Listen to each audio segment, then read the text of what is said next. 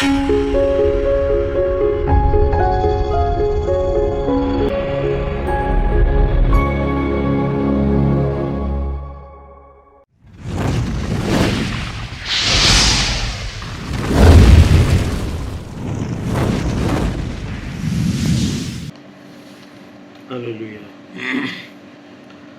एक बार फिर आज के दिन हमने एक छोटा सा समय, थोड़ा सा समय अलग किया है परमेश्वर वचन को लेकर। तो हम परमेश्वर वचन की बातों में से कुछ बातों को सिर्फ आधा घंटे के लिए देखेंगे।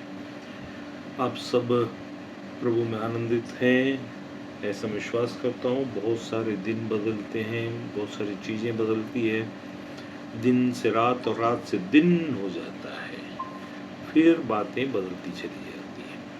वैसे ही समय के अनुसार, चीज़ों के अनुसार और सीज़न के अनुसार चीज़ें बदलती चली जाती हैं। आज जो हम चीज़ देखने जा रहे हैं, परमेश्वर होशे नबी के द्वारा से क्या कह रहा है, हम उसके बारे में देखेंगे। होशे नबी के बारे में परमेश्वर क्या कहता है, क्या बोलना चाहता है। तो इसमें हम एक चीज़ को देखेंगे कि उस समय में, क्योंकि परमेश्वर के बारे में जब भी हम बात करें, चाहे पुराने नियम से हो, चाहे नए नियम से हो, या कोई भी किसी भी तरीके में हम जब बात करते हैं, तो एक बात याद रखना कि कभी न बदलने वाला परमेश्वर, उसका सोच, अरे उस समय ऐसा सोच था, अब ऐसा सोच है, वो परिस्थिति अनुसार सोच को नहीं बदलता। परिस्थिति के अनुसार माफ करना, नहीं करना, दंड देना, उसका समय के अनुसार वो अलग अलग तरीके से कार्य करता है। यहाँ पर हम एक चीज को देखते हैं, होशे नामक किताब जो पुराने नियम में है, लेकिन पुराने नियम में आखिरी भाग में है। तो होशे नामक किताब, उसमें हम देखेंगे 5वां अध्याय, होशे 5th चैप्टर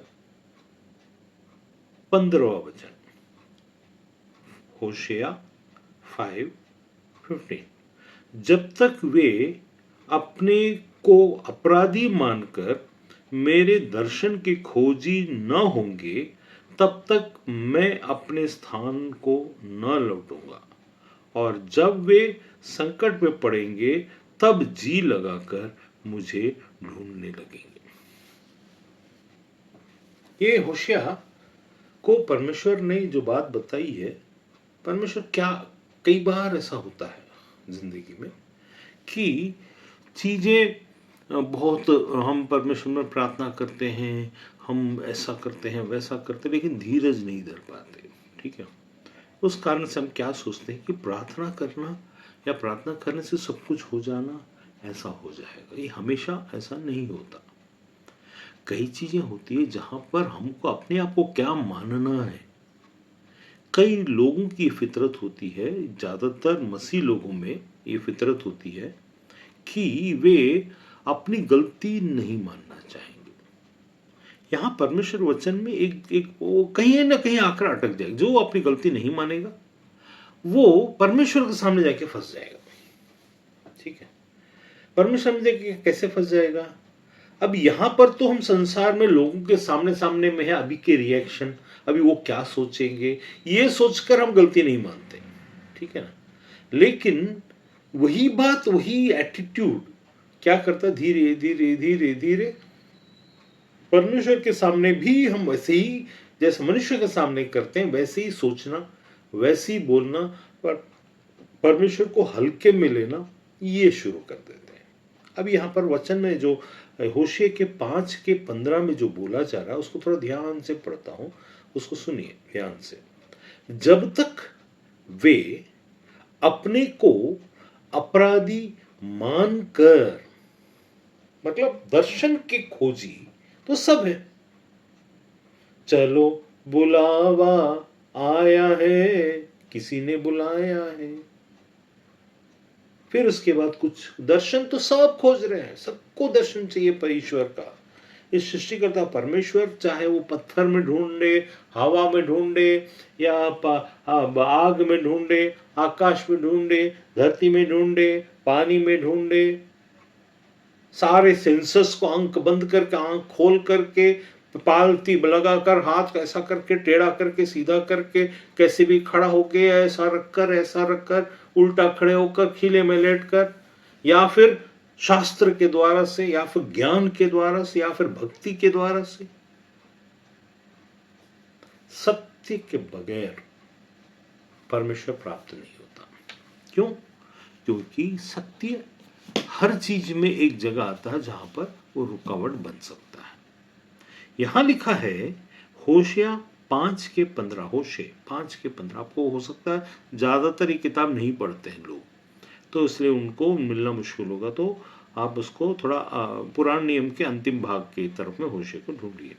जब तक अप टिल व्हेन, जब तक अपने को अपराधी मानकर दर्शन के खोजी न होंगे, मतलब अब दर्शन की खोजी, तुम क्या दर्शन की खोजी हो? बिल्कुल। कितने लोग हैं यहां पर जो दर्शन के खोजी? हाथ उठाएं। Yes, everyone. अपने को अपराधी मानकर कितने लोग दर्शन के खोजी हैं? हमने क्या किया? वो तो मैंने मां के खिलाफ किया था, वो तो मैंने अंकल के खिलाफ किया था, वो तो मैंने बाप के खिलाफ किया, वो तो मैंने बेटे के खिलाफ किया था, वो उसका इसका क्या संबंध है? बिल्कुल संबंध। जब देखिए यहां गुण को देखिएगा, अलग अलग प्रकार से दो तरीके से देखते हैं। जब परमेश्वर के सामने हम जाते हैं, जब परमेश्वर के सामने हम जाते हैं तो गलत अपराध मानकर, अपराधी मानकर, अपने को अपराधी मानकर, जब हम अगर कोई गलती करते हैं जो नजर नहीं आता, बड़ा सा नहीं है, छोटी सी होगी, लेकिन अपराध की श्रेणी में अगर वो आ गया है, मतलब किसी के दिल को दुखाना, मतलब मैं यहां से मनुष्य की बात नहीं कर रहा हूं, यहां से शुरू होता है, अंत कहां चला जाता है? परमेश्वर के सामने। जब हम अपने जो परिस्थिति दी हुई है उसमें अपने अपराध को, अपनी गलती को नहीं मानते, नहीं मेरी गलती नहीं, मेरी गलती है ही नहीं, मैं क्यों मानूं भाई? गलती है, उसको प्रूव भी किया जा सकता है, लेकिन फिर भी हम कहेंगे गलती नहीं है। परमेश्वर यहां बोलता है जब तक कि वे अपने को, यहां पर कर्म बेस्ड बात की जाए, अपने को अपराधी जानकर, अपराधी मानकर, मतलब दुनिया को मालूम है अपराधी है, जिसके साथ इसने अपराध किया उसको मालूम है अपराधी है, लेकिन वो खुद अपने आप को अपराधी मानना नहीं चाहता।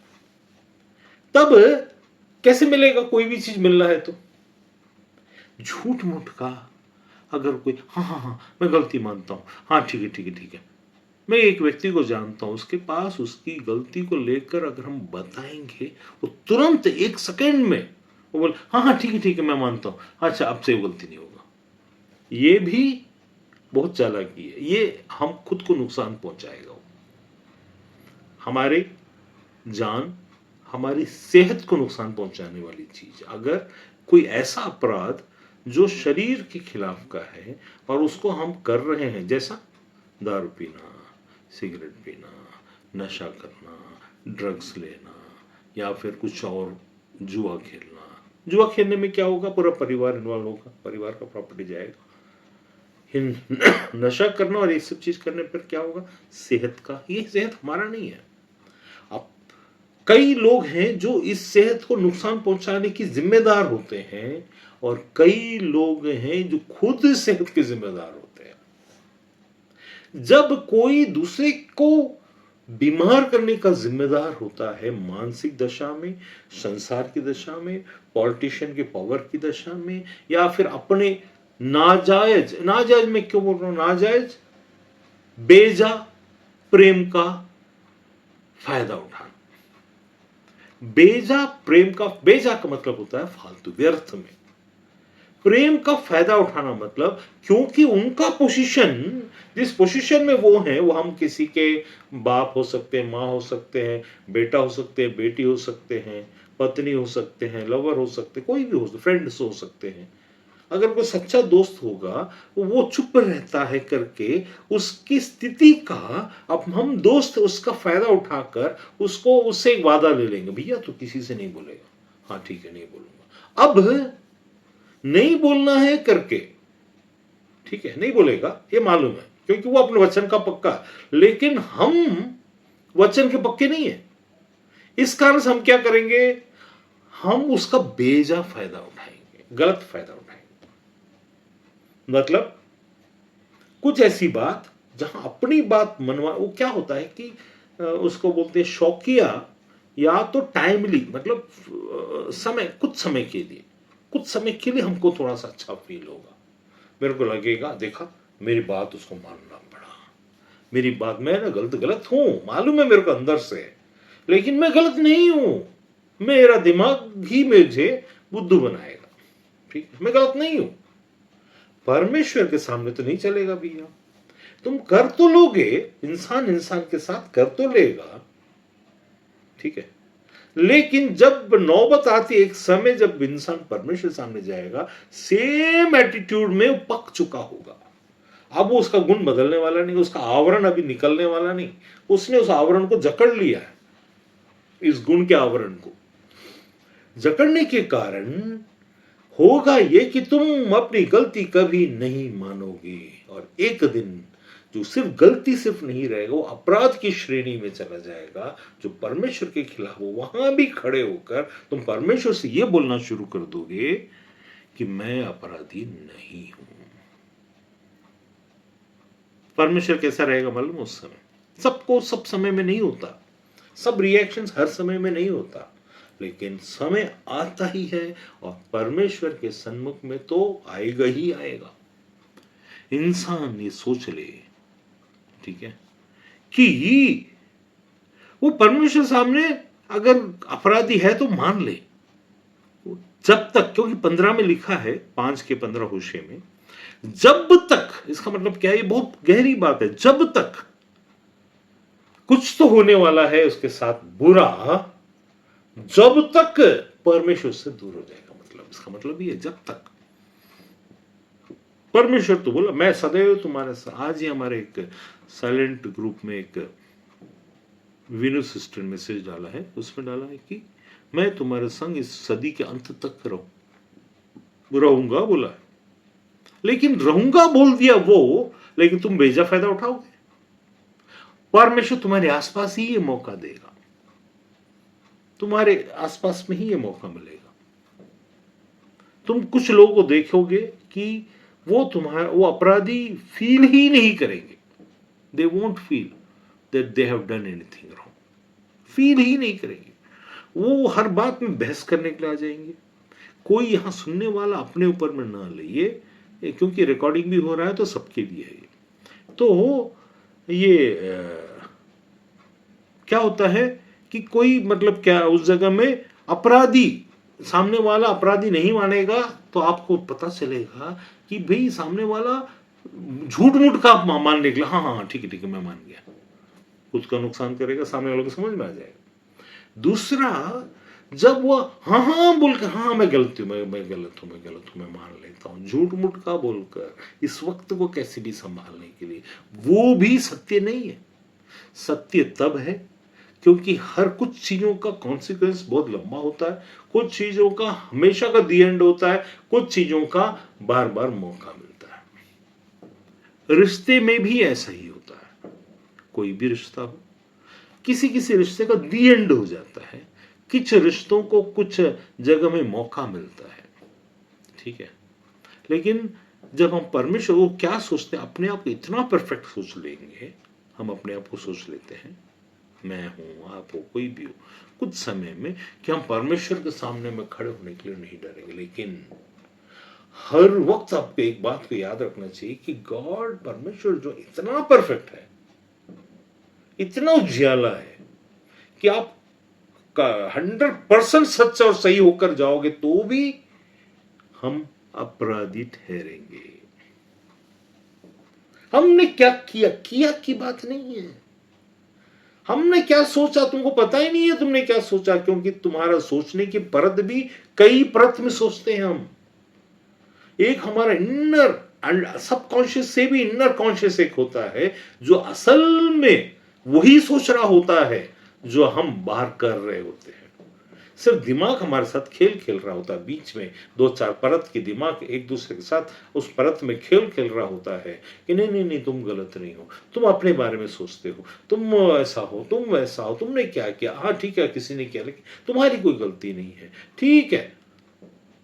सामने वाले को ये जो परत के खेल में फंस जाते हैं वो परमेश्वर सामने जाके भी फंस जाएंगे।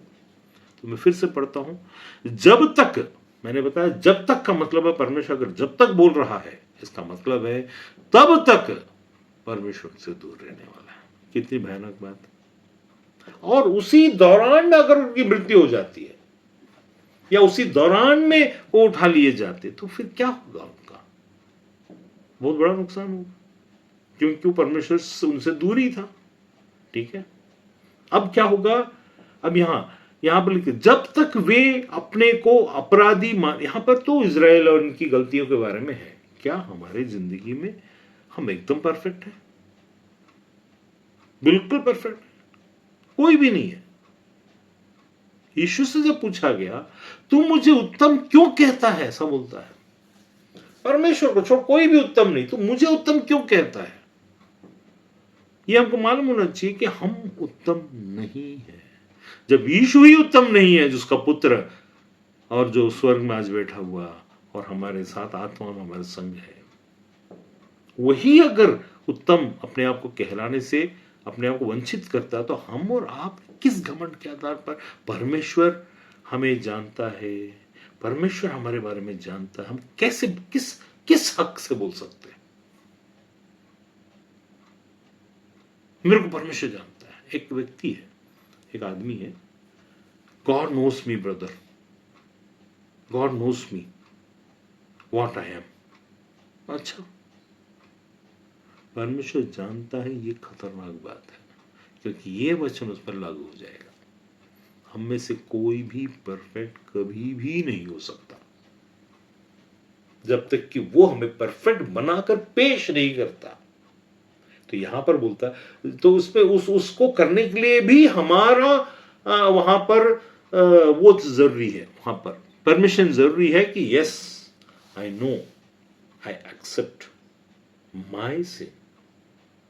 यहां पर जब तक वे अपने को अपराधी मानकर मेरे दर्शन के खोजी ना होंगे, ये तब, उसके बाद, अब और आगे भी ये लागू होता है। दर्शन के खोजी ना होंगे तब तक मैं अपने स्थान को ना लौटूंगा का मतलब होता है कि मैं दोबारा तुम्हारे साथ वो स्थिति में जैसा कि मैं पहले प्रेम करता था नहीं हो पाएगा। ये परमेश्वर का कहना। और जब वे, मतलब अब क्या होने वाला, व्हाट आर द कॉन्सिक्वेंसेस? जिन जिन बातों में हम मनुष्य, इजरायली और एफ्रेम और यहूदा जो वहां कर रहे थे वो हम पर लागू हो रहा है। आज वो इजरायली, वो यहूदा और एफ्रेम हम हैं। और हम अगर अपने आप को अपराधी ना मानकर उसको एक मीठा घमंड बोलते हैं, मीठा घमंड, उस मीठे घमंड में अगर हम जी रहे हैं, ये मानकर हमसे कोई गलती नहीं, हम क्योंकि हम परमेश्वर काम करते हैं, by default he is going to help us, ऐसा नहीं होता। क्योंकि हम उसकी सेवा करते हैं, ये हर एक के लिए अलग अलग है। क्योंकि हम उसका वचन का प्रचार करते हैं, वो हमको बचा लेगा ना, ना ऐसा ऐसा ऐसा उसने नहीं कहा। अगर ऐसा होता तो यीशु से ज्यादा परफेक्ट परमेश्वर का काम कौन कर सकता था? वो किया, तो भी उसको एक दिन कहना पड़ा, हे प्रपिता, हे प्रभु, हे परमेश्वर, तूने मुझे क्यों छोड़ दिया? क्योंकि उसने सारे अपराध को अपने ऊपर उठा लिया। तो उसको कहना पड़ा कि तूने मुझे क्यों छोड़ दिया। परमेश्वर छोड़ता है, यहां बोल रहा है, मैं तब तक नहीं लौटूंगा उसी रिश्ते में वापस तुम्हारे संग। तुम्हारी शुरुआत कहां हो रही है? तुम कैसे जाओ? एक कहावत है, tell me your friend and I will tell you who you are. तुम मुझे अपने दोस्त का नाम बताओ, आप उसके बारे में कुछ बताओ, मैं बता दूंगा तुम कौन हो। तुम्हारा गुण दिखा देगा यहां संसार में हम हैं इसलिए we are being kept for a purpose, so that a perfect person with the humbleness of the heart and he who or she who is seeking the truth, जो सत्य की असली सत्य की खोज, नकली सत्य मतलब नकली सत्य क्या होता है? सच और झूठ, ये नकली सत्य है। असली सत्य का मतलब जहां हर वक्त हम ही दोषी ठहरेंगे असली सत्य में, लेकिन हम उसको एक्सेप्ट करने के लिए तैयार नहीं है। हम नहीं रहेंगे, हमारा मन नहीं मानेगा। याद रखिए, जब तक आपका मन नहीं मान रहा, परमेश्वर की बातें कर तो रहे हैं, लेकिन आगे जो लिखा है वो भी होगा। कैसे होता है? जब तक खोजी न हो, वे अपने को अपराधी मानकर मेरे दर्शन के खोजी न होंगे, अपराधी मानकर दर्शन की खोजी न होंगे, तब तक मैं अपने स्थान को न लौटूंगा। और ये फॉर श्योर है, जब वे संकट में पड़ेंगे तब जी लगाकर ढूंढेंगे। अभी तो कोई ना कोई तुमको माफ कर दे रहा है, कोई ना कोई तुम किसी से कुछ बातों में बेजा, मतलब तुमको एक मौका मिला हुआ है, प्रेम का, क्षमा का मौका मिला। ठीक, जैसे अभी हर मनुष्य जाति को एक मौका मिला हुआ, अभी दिन ही दिन एक रात आने वाली जो जजमेंट वाला है, तो हर मनुष्य को एक मौका मिला हुआ है। इसका बेजा फायदा ना मनुष्य होकर के हमको परमेश्वर साथ उठाना है, ना हमारे साथी संगी के साथ में हमको उसका फायदा नहीं उठाना। ठीक है, तो मौका जो है उसको सही रीति से, उसको कुछ भी ट्विस्ट करके, कुछ भी बकवास करके, हमको अगर समझ में आता है सामने वाला झूठ बोल रहा है, कोई बात नहीं, सामने वाला अपराध नहीं मान रहा है, हम उससे दूर तो रहेंगे, लेकिन वो अपने अंजाम में पहुंचेगा। हम भी उसके जैसा करने की कोशिश ना करें कि हम भी उसी अंजाम में पहुंचे जो उसके साथ होगा, क्योंकि जिस नाप से तुम नापते हो अपने लिए, उसी नाप से दूसरों के लिए नापते हो, वैसे तुम्हारे लिए भी नापा जाएगा। जब हम कहते हैं तुम दोषी हो, जब हम कहते हैं यू, जब भी हम कहते हैं यू टू ब्रूटस, इसका मतलब हुआ कि हम, हमारे ऊपर सेम न्याय, ये बहुत खतरनाक है। इसीलिए वचन में लिखा हुआ है, शैतान से तो बच सकते, परमेश्वर से कैसे बचेंगे? वो तुरंत नहीं दिखता, कोई भी चीज तुरंत महसूस नहीं होता, लेकिन होगा, क्योंकि परमेश्वर वचन बोलता है वे संकट में पड़ेंगे। वैसे तो नहीं पड़ रहे हैं, उनको क्यों संकट में क्यों नहीं पड़ रहा है? क्योंकि परमेश्वर के साथ है, वे उसका गलत फायदा उठा रहे हैं। जब आप किसी का साथ का गलत फायदा उठाते, एक समय आएगा कि वो अपने स्थान से हट जाएगा, या परमेश्वर उसको हटा देगा। जब हटा देगा तब क्या होगा? वहां पर लिखा है वे, जब वे संकट में पड़ेंगे, तब बड़े संकट में पड़ेंगे, वो पता नहीं चलेगा, वो अचानक, क्योंकि हम, हमारा न्याय हमारे मुंह से ही हम अपने ऊपर में घोषित करते हैं। इसीलिए परमेश्वर मेरे को जानता है और मैं परमेश्वर को जानता हूं, ऐसा हल्के में कभी भी ना बोले। परमेश्वर का नाम मतलब आप किसी जगह फंस रहे हो। When you are taking the name of God, आप परमेश्वर बोल रहे हो, तो याद रखना, अभी प्रूव करने के लिए तो काम आ जाएगा, ठीक, अपने आप को सेटिस्फाई करने के लिए काम आ जाएगा, लेकिन तुम अपराधी हो, चाहे कितना भी परफेक्ट हो तो भी, और अपराधी ही रहोगे, और उल्टा अपराधी घोषित कर दिए जाओगे। ठीक है, फिर वो सब का संकट आएगा जो फिर यूजुअली आता नहीं है। तो यहां पर क्या हुआ? 15 में लिखा है, जब तक वे अपने को अपराधी मानकर मेरे दर्शन के खोजी न होंगे, तब तक मैं अपने स्थान को न लौटूंगा। और ऐसा स्थान को न लौटने के कारण, या रिश्ता वापस परमेश्वर का हमारे साथ जैसा होना चाहिए वैसा न होने के कारण, जब हम संकट में पड़ेंगे तब फिर जी लगाकर ढूंढेंगे, और उसमें जो समय जाएगा उसका क्या? उस समय में जो समय जाएगा हमारा, हम कह तो रहे हैं तो जी लगा कर ढूंढेंगे, ए प्रभु, ए परमेश्वर, क्योंकि छोटी छोटी बातों में सेल्फ पिटी करना, खुद को पर तरस खाना। मैं कहता हूं मसीह लोगों को खुद पर तरस नहीं खाना चाहिए।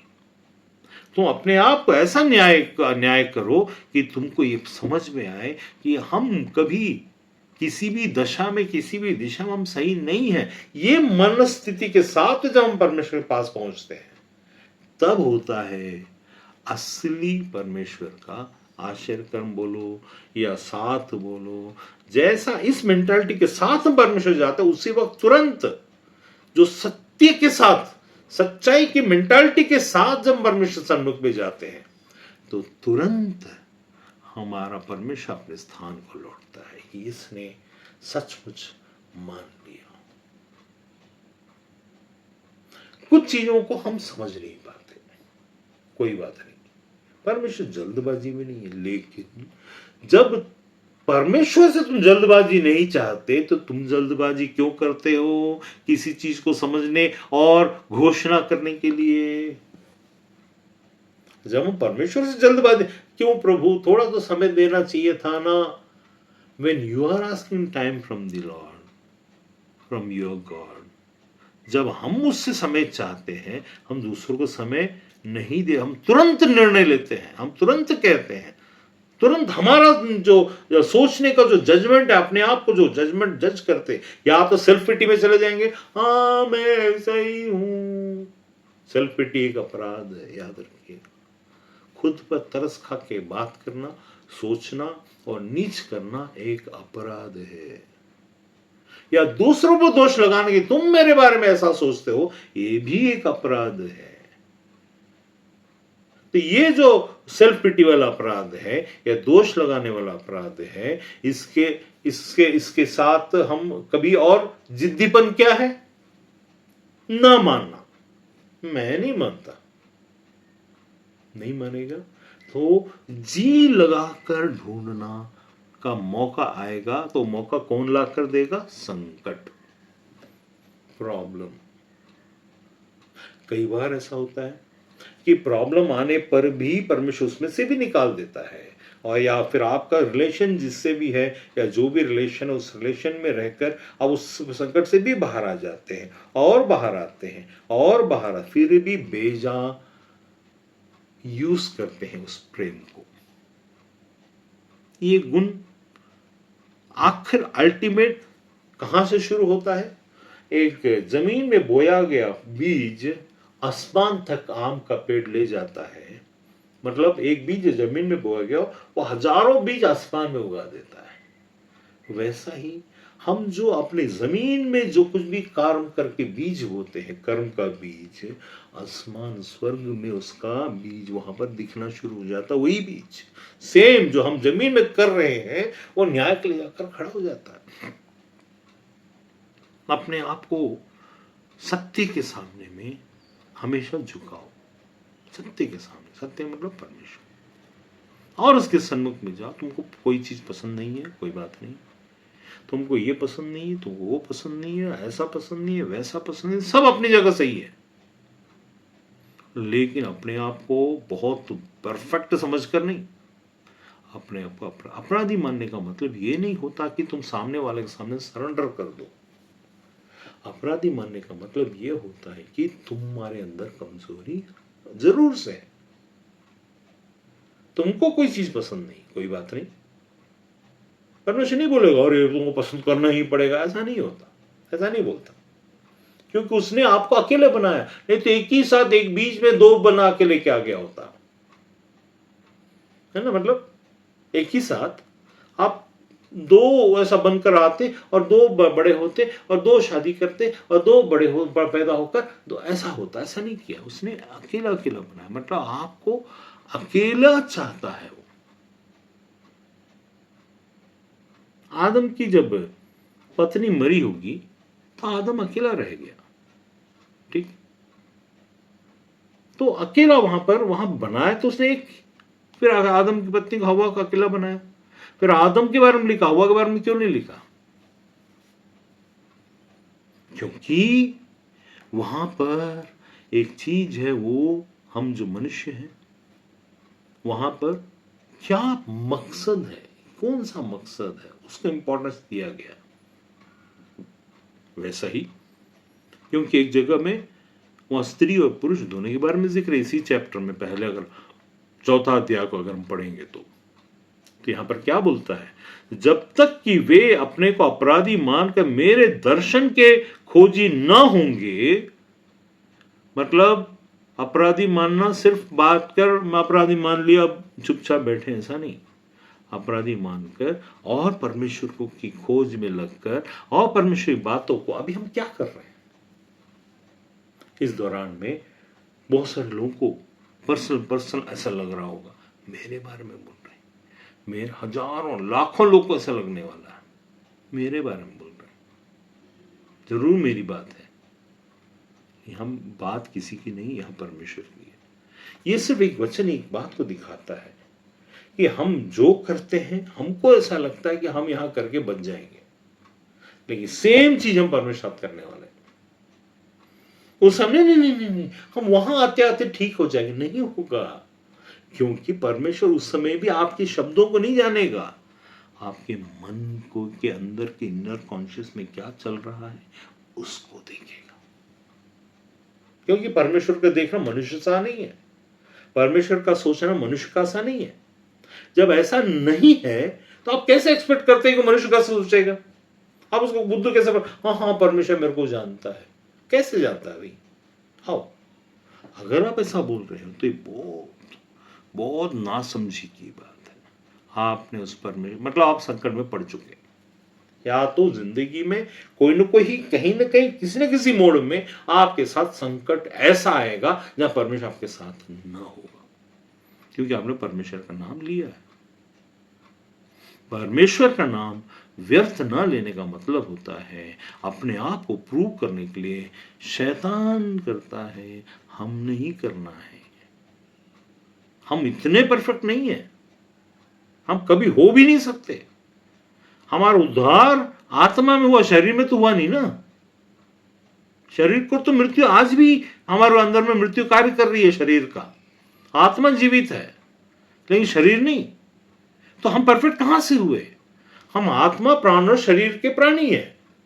आत्मा में चीजें हो गई हैं, मन में हो रही हैं, शरीर में कभी नहीं होगा, काम कभी हो ही नहीं सकता, केवल यीशु को छोड़कर।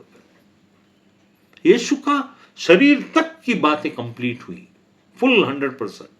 हमारा ऐसा नहीं है। हमको ये शरीर को पहली मृत्यु को प्राप्त करना होगा, फिर दूसरी मृत्यु, दूसरा जो जीवन है, दूसरे जीवन में प्रवेश कर, तो हमको शरीर दिया जाएगा। यीशु को वही शरीर मिला, वही अंतर है। हम अगर परफेक्ट है, यही शरीर हमको मिलना चाहिए, हमको शरीर दिया जाएगा। लेकिन ये मालूम होना चाहिए कि हमको मरना अवश्य है, क्योंकि हम परफेक्ट नहीं। कौन, जब अभी मैं इस बात को बोलने के बाद एक प्रश्न पूछूंगा, भैया तुम परफेक्ट अपने आप को अगर बोलो, मेरे को परमेश्वर जानता है, तुम्हारा शरीर को आज अगर मार दिया जाए तो यीशु के जैसे जिंदा होकर तुरंत 3 दिन में आ जाओगे? कि नहीं, वो जो पुनरुत्थान और जीवन की बातें जब होगी तब आने की बात को तुम आज मान रहे हो? You can never be perfect except Jesus. उसने अपने आप को दिखाया। तुम्हारे अंदर कहां से ये हिम्मत आ गई कि मेरे को परमेश्वर जानता है, जबकि तुम्हारा शरीर मृत्यु की तरफ बढ़ रहा है? जिस दिन एक 100 साल का, 50 साल का, जो भी उम्र में होगा, 80 साल का, जो भी परमेश्वर ने रखा है, उस उम्र को प्राप्त होने के बाद जब ये शरीर छूट जाएगा, तब तुम्हारी आत्मा भी परफेक्ट नहीं होगी। आत्मा को जब शरीर, जब न्याय होने के बाद जब मिलेगा तो एक्चुअल परफेक्शन तब आएगा। अभी तो आत्मा में ही हम होंगे, अधूरे होंगे ना। तो यहां पर लिखता है, जब वे अपने को अपराधी मानकर मेरे दर्शन के खोजी न होंगे, तब तक, जब तक मैं रवि सोलोमन, जब तक मैं अपना कोई नाम होगा उसको डाल लीजिए। जब तक मैं ऐसा फलाना ढिकाना, तब तक तो मेरे पास में एक जिम्मेदारी आ गई है, ये समझना, क्या मैं इतना परफेक्ट? मैंने तो कह दिया वचन से कि बिल्कुल नहीं है हम परफेक्ट, तो किस बात का घमंड और कहां पर घमंड? मेरे बारे में ऐसा नहीं बोलना, मेरे बारे में वो नहीं बोलना, मैं ऐसा नहीं, तू ऐसा है, तेरे साथ ऐसा है, ये ऐसा वो ऐसा। फंस जाएंगे पूरी तरह। और वो भी अगर हम परमेश्वर को जानते हैं, ये कहते हैं, तो और बुरी तरह फंसते हैं। इसलिए मैं हमेशा एक बात को कोशिश करता हूं ये बोलने के लिए, परमेश्वर की बात जहां आती है वो मेरे को जानता है। अरे भैया, जानता है तो डरने की बात है। जानता है हर इंसान इस संसार में A to Z यीशु को छोड़कर, A to Z मरियम को भी लेकर सबको डरने की बात है। एलिया को भी लेकर, हनोक जो था उसको भी लेकर डरने की बात है। तो इसलिए यदि हम ये कह रहे हैं अपने मन के अंदर में और उसको बोलते हैं घमंड, क्या? अरे परमेश्वर मेरे को, क्योंकि वो सामने आके बताएगा नहीं, तो ऐसा हम सोचते हैं, लेकिन ऐसा नहीं है। वो आएगा और सामने भी आएगा, और सही समय पर। लिखा क्या है उसको थोड़ा सा पहले वचन 14वें वचन में 14th वर्ष में पढ़ लेते हैं। क्योंकि मैं एप्रैम के लिए सिंह और यहूदा की घराने के लिए जवान सिंह बनूंगा। मैं आप ही उन्हें फाड़ कर ले जाऊंगा, और जब मैं उठा ले जाऊंगा तब मेरे पंजे से कोई न छुड़ा सकेगा। परमेश्वर के नाम को लेने के पहले कांपे, डरे। इतना हल्का नहीं है परमेश्वर। वो बोलता है मैं उनके लिए सिंह बन जाऊंगा और यहूदा के लिए जवान सिंह बन जाऊंगा, और मैं उनके फाड़ कर जब ले जाऊंगा तो कोई मेरे पंजे से उन्हें छुड़ा नहीं सकता। क्या हम ऐसा, हमारे साथ ऐसा होना चाहिए जिंदगी में? वो तो आत्मा में, शरीर में, संसार में, स्वर्ग में, सब जगह का फल के बारे में बात कर रहा है। क्या हम परमेश्वर का नाम लेने के पहले जरा भी नहीं डरते? परमेश्वर बोलते समय अपने आप को जोड़ कैसे सकते हैं? आओ, क्या हमको सचमुच पता नहीं, ये मतलब या बेखबर है? कोई आपको पता नहीं था एक ऊपर का हाई वोल्टेज का तार नीचे पड़ा हुआ है और आप उसके ऊपर पैर रख दें, तो तार ये नहीं बोलेगा अरे भैया इस जान के इसको नहीं मालूम था, इसको छोड़ देता हूं। वो चिपकेगा, पूरा खून चूस लेगा, काला कर देगा। नहीं जानना, इस बात के लिए गोतक नहीं क्या बच जाओगे, या परमेश्वर छोड़ देगा क्योंकि ये नहीं जानता ना? ये नहीं जानना आपकी मूर्खता है, क्योंकि तुम खोजी नहीं हो। अगर तुम खोजी होते तो हम इस वचन तक पहुंच ही जाते। आज के बाद हम ये नहीं कह सकते कि ये हमको पता नहीं था। जब तक कि वे अपने को अपराधी मानकर मेरे दर्शन के खोजी न होंगे, तब तक मैं अपने स्थान को न लौटूंगा। और जब इसके कारण से वे जब संकट में पड़ेंगे, तो तब जब ढूंढेगी जी लगाकर, जो तब ढूंढे, अभी ढूंढना चाहिए। जी लगाकर ढूंढने का मतलब होता है कि वो अपने अंदर में झांके और अपने आप को देखे और समझ लें, ज्ञान के आधार पर, सत्य के आधार पर, कि मैं परमेश्वर का नाम अपने बराबर में कभी ना लूं, कभी ना लूं। परमेश्वर को जो महत्व और जो इंपॉर्टेंस देना चाहिए, अगर देने से मैं चूक रहा हूं तो मैं खोजी कहलाने के लायक नहीं। आज के बाद मैं उम्मीद करता हूं कि ये जो परमेश्वर अपने आप को अपराधी मानना, शरीर में होकर जब हम पैदा हुए तभी हम अपराधी में आ गए, तभी हम अपराधी में गिने गए। आज उसी शरीर को लेकर हम घमंड करते, उसको लिपा पोती करते, उसको कपड़ों से सुंदर बनाते और इस कपड़े के कारण घमंड करते, इसको देने खाने वाले खाने के कारण घमंड करते, मैं ये यूज करता हूं, मैं ये चलाता हूं, मेरा ऐसा घर, जो इस शरीर को रख रहा है उस घमंड को इतना बड़ा कर देते कि हमारा नजरिया इतना छोटा हो चुका है कि हम आत्मा के परमेश्वर को देखना ही भूल गए और उसको इतना ओछा कर देते रिश्ते के साथ में कि अब हम ये कहना शुरू कर देते हैं परमेश्वर मेरे को जानता है। परमेश्वर क्षमा करे, अगर वो जान गया है तो इसका मतलब है सिर्फ एक ही चीज बचा है, संकट का आना। और संकट और मुसीबत जहां पर परमेश्वर साथ ना दे, ऐसा वाला कोई चीज, अभी तो कुछ समय निकल रहा है, यही मौका है जहां पर परमेश्वर से कह दें, हे प्रभु मैं तो अपराधी हूं, मैं मान लेता हूं, शरीर में रहने के कारण भी अपराधी हूं, कई जगह जहां मुझे बोलना चाहिए मैं नहीं बोल पाती, मैं अपराधी हूं।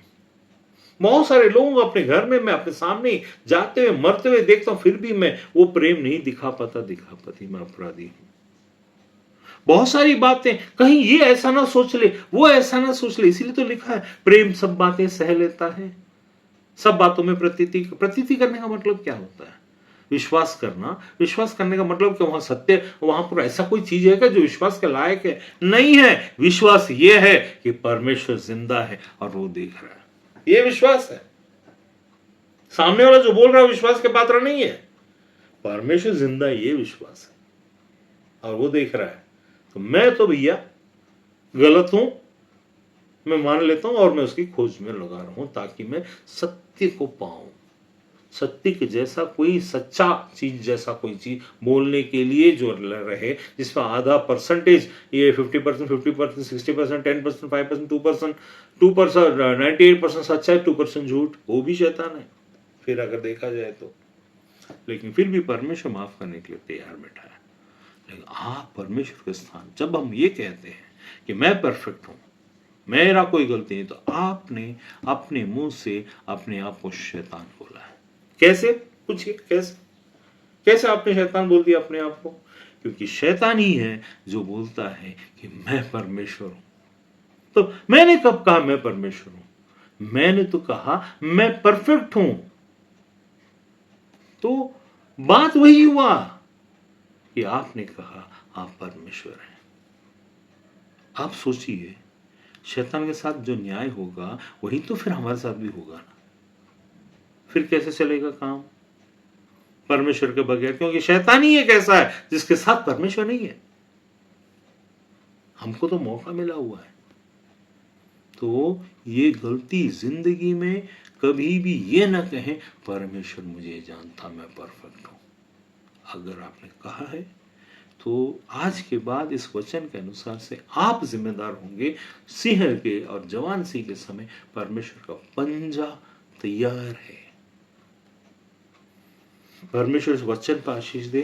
मैं उम्मीद करता हूं कि परमेश्वर की ये बातें, कि परमेश्वर के बराबर ही हम ना करें, अनजाने में उल्टा सीधा ना बोल दें, और परमेश्वर मुझे जानता है, नहीं तुझे जानता, मुझे जानता है, मैं क्या हूं, मैं इस संदर्भ में बोल रहा हूं। उस संदर्भ नहीं होता।